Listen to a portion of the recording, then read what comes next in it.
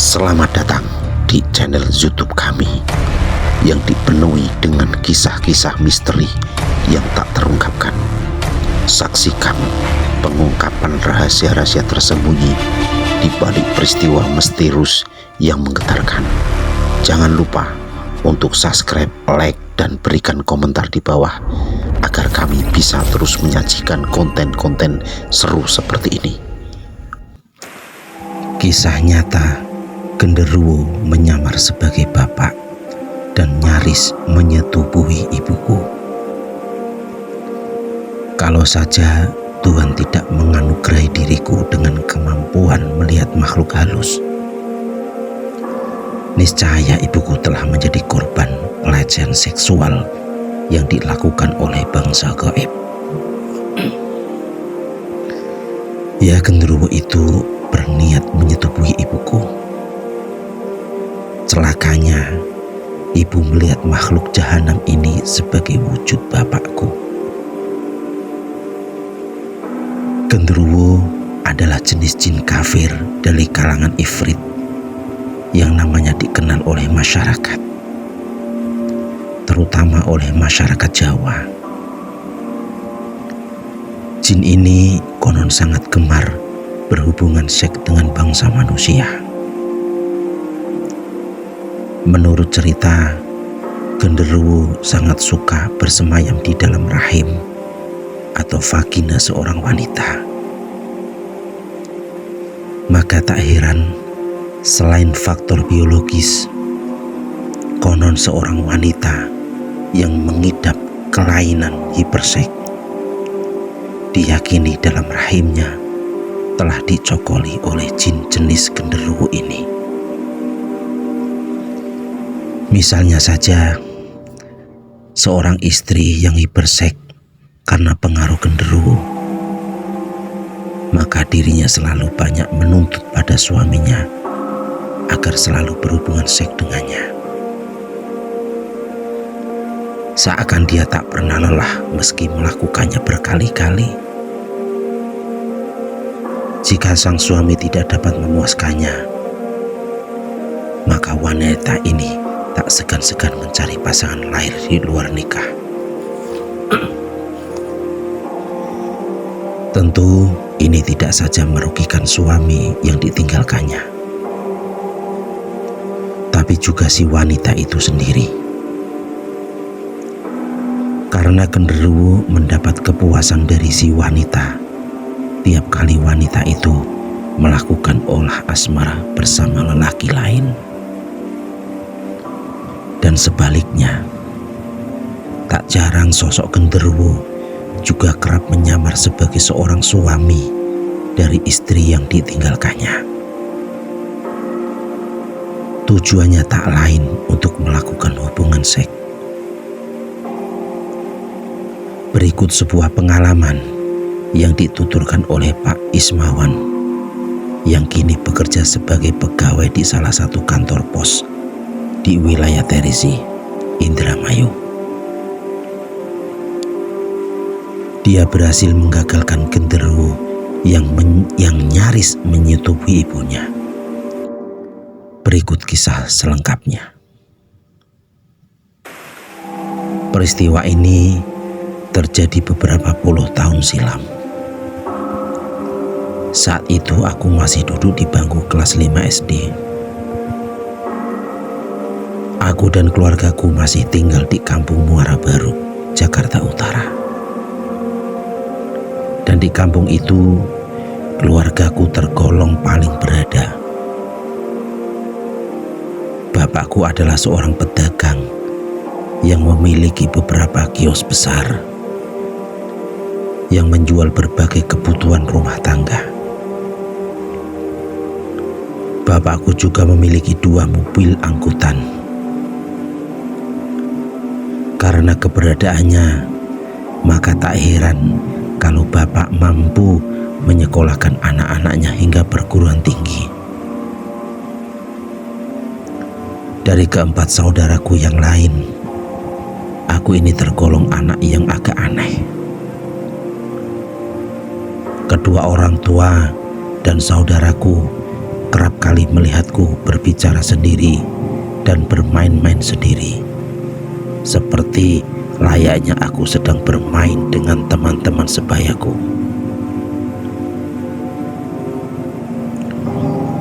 Memang begitulah yang aku rasakan. Ya, aku tidak pernah merasa berbicara atau bermain sendiri, melainkan ada teman-teman yang selalu menemaniku. Padahal mereka,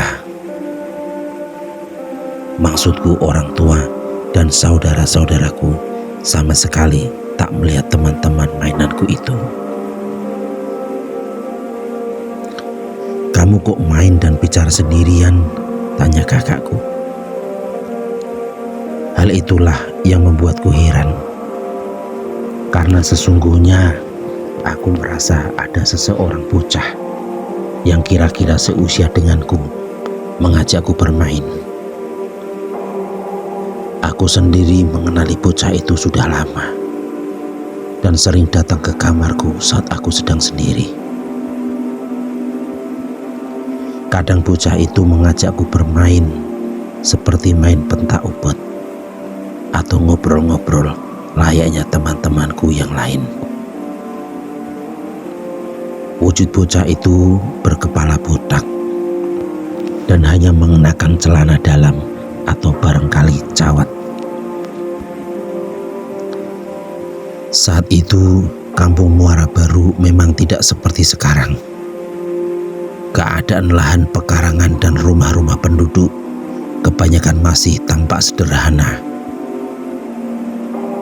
Di kanan kiri jalan, pepohonan besar masih dibiarkan berdiri kokoh. Dan masih banyak lagi jalan dan tempat yang belum direnovasi. Rumahku yang besar belum menggunakan lampu listrik. Jadi untuk penerangan kami menggunakan lampu teplok yang dipasang di setiap sudut kamar. Dan di belakang rumahku terdapat sebuah pohon tua, sejenis pohon bakau. Menurut cerita, penduduk sekitar pohon itu ada penghuninya. Entahlah, mungkin apa yang dikatakan orang itu benar, karena aku sendiri mempercayai hal-hal demikian. Lalu, adakah kaitannya antara bocah misterius yang menjadi temanku dengan pohon tua di belakang rumahku itu? Sudah menjadi kebiasaan, bapakku sering pergi keluar malam dan meninggalkan rumah. Ini harus dia lakukan dikarenakan ada keperluan dinas.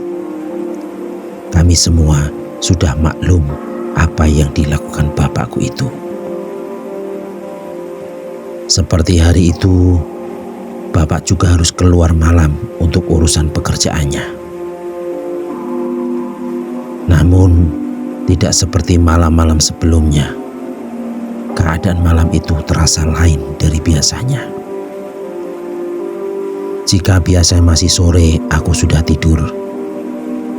Tapi malam itu, sepasang mataku sulit sekali untuk kupejamkan. Ibu dan saudara-saudaraku yang lain mungkin sudah terlelap. Hanya aku sendiri yang masih melek. Kulirik jarum jam sudah menunjukkan pukul 23 malam. Belum begitu larut malam, pikirku. Tapi entah kenapa, saat itu suasana begitu mencengkam. Sesekali aku terbangun dari tempat tidur, lalu kembali rebahan di tempat yang sama. Begitu heningnya malam itu, hingga lolongan anjing terdengar lantang memecah kesunyian. Sesekali pikiranku tertuju pada sosok bocah misterius yang sering datang ke kamarku. Aku sendiri sebenarnya tidak tahu siapa sesungguhnya dia, di mana rumahnya, dan kemana tiap kali dia pergi. Dia selalu datang tiba-tiba tanpa ku tahu dari mana munculnya. Dan saat itu, aku sendiri tak pernah menanyakan tentang tempat tinggalnya. Bocah sahabatku itu benar-benar aneh. Barangkali dia sosok tuyul, seperti cerita-cerita orang-orang yang katanya suka mencuri uang. Namun, entah kenapa aku tidak merasa takut sama sekali dengan kehadirannya. Bukan karena aku tidak mempercayai cerita-cerita seputar keberadaan hantu, jin dan sebagainya. Tapi aku merasa ada sesuatu yang membuat diriku tidak takut dengan hal-hal demikian, terutama sekaitan dengan bocah pelontos itu. Belum selesai aku berpikir tentang keanehan anak kecil itu, aku dikejutkan oleh suara langkah berat di luar kamarku. Suara langkah kaki itu datangnya dari ruang tamu, seperti orang baru masuk dari luar. Aku bangkit dari tempat tidur dan segera menuju pintu kamar yang kebetulan berdekatan dengan ruang tamu. Aku mengendap-endap di balik pintu sambil mengintip dari lubang kunci untuk mengetahui siapa orang di ruang tamu itu. Dan apa yang aku lihat kemudian? Jantungku nyaris saja copot saat kulihat makhluk tinggi besar yang sangat menyeramkan. Ya, aku dapat melihat dengan jelas karena cahaya lampu teplok di ruang tamu cukup terang. Makhluk hitam legam itu telanjang dan berbulu lebat menutupi seluruh tubuhnya. Kepalanya bertanduk, gigi-giginya bertaring, dan sepasang matanya memancarkan sinar kemerahan. Aku mencoba menahan diri dan memperhatikan kemana langkah makhluk itu pergi. Rupanya setelah ku perhatikan, makhluk itu memasuki kamar ibuku. Apa ini yang dinamakan genderuwo? Lalu mau apa dia masuk ke kamar ibuku? Bisikku dalam hati. Perlahan aku melangkah keluar kamar dan menguntit makhluk itu. Seperti ada kekuatan yang menggerakkan seluruh tubuhku agar terus mengikutinya.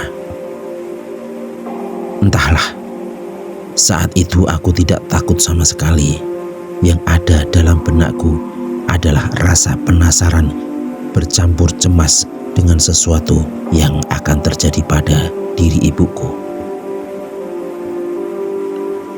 Benar saja, di dalam kamar sepertinya ibu tengah berbincang-bincang dengan makhluk itu. Aneh, ibu seperti layaknya sedang bercengkrama bersama bapakku. Tumben, kenapa bapak balik lagi? Tanya ibu, yang sekali lagi membuatku heran. Aneh, kenapa ibu tidak takut sama sekali dengan makhluk itu? Dan kenapa dia memanggilnya bapak?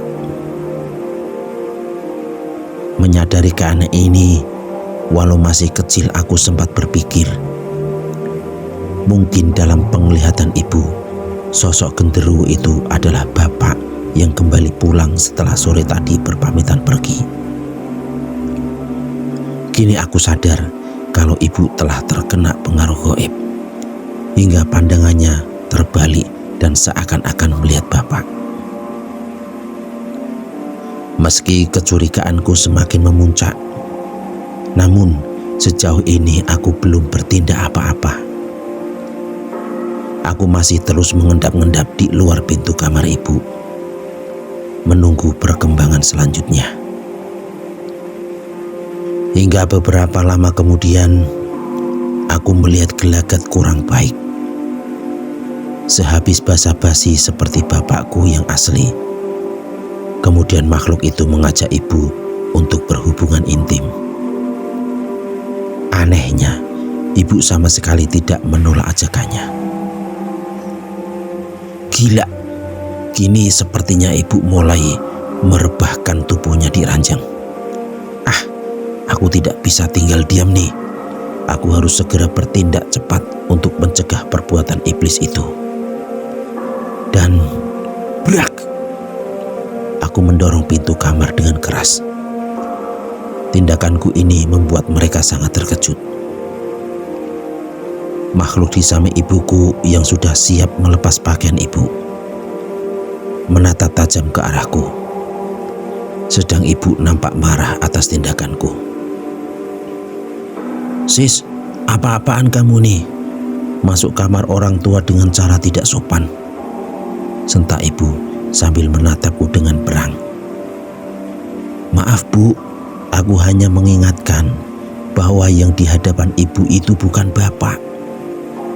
Dia iblis yang akan memperkosa ibu, jelasku sambil menahan amarah pada makhluk itu.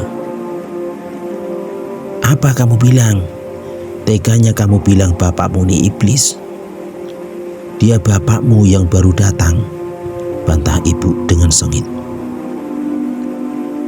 Dengan sengit pula aku membalasnya. Bukan bu, dia makhluk halus yang menyamar sebagai bapak. Cepat ibu menyingkir darinya. Tanpa buang waktu lagi, aku langsung saja mengambil bantal dan menubruknya.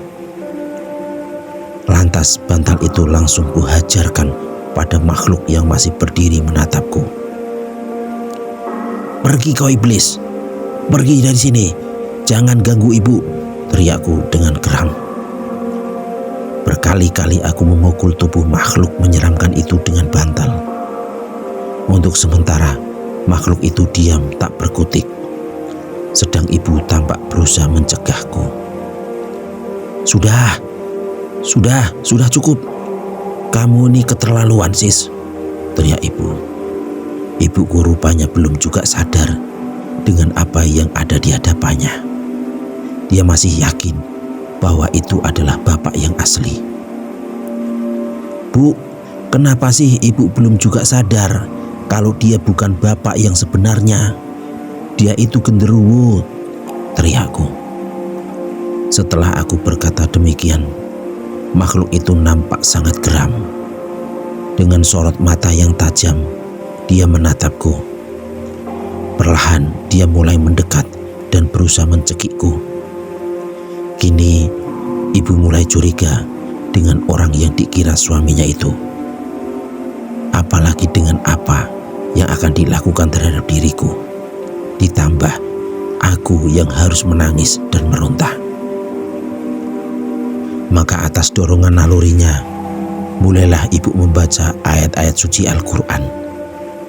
Lalu apa yang terjadi kemudian?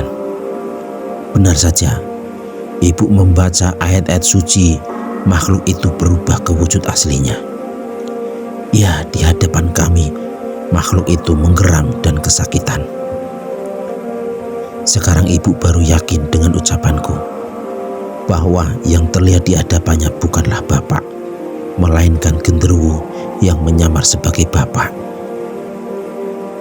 Ibu pun memperkeras bacaan ayat-ayat sucinya, hingga akhirnya makhluk itu lenyap dari hadapan kami. Ibu langsung memelukku dengan penuh haru dan ketakutan. Aku hanya diam sambil menangis terseduh-seduh.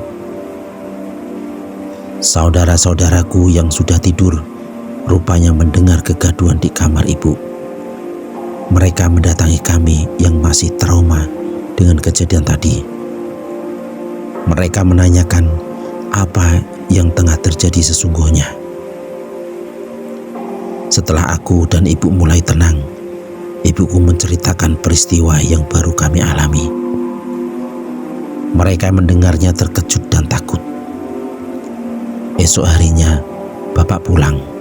Beliau juga sangat terkejut dengan cerita itu. Maka, sejak saat itu, bapak berjanji tidak akan pergi dinas malam hari.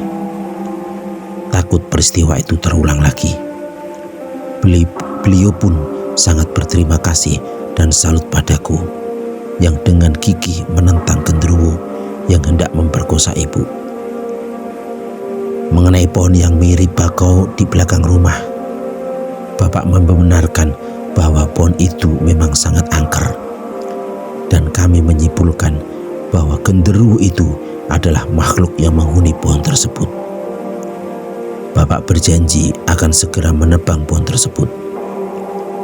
Seminggu kemudian, Bapak benar-benar menumbangkan pohon angker itu. Namun sebelumnya terlebih dahulu diadakan ritual kecil. Dan mengenai anak kecil yang sering ke rumahku, dia tidak pernah datang lagi. Lalu mengenai diriku yang bisa melihat hal-hal orang lain, jarang sekali bisa melihatnya. Masih menjadi tanda tanya hingga saat ini. Tapi aku bersyukur dengan keadaanku. Mungkin ini adalah anugerah yang diberikan Allah Subhanahu wa Ta'ala. Entah apa jadinya dengan ibuku seandainya aku tak memiliki kelebihan tersebut. Kini peristiwa itu telah lama berlalu. Kedua orang tuaku pun telah tiada. Namun peristiwa itu masih membekas dalam ingatanku.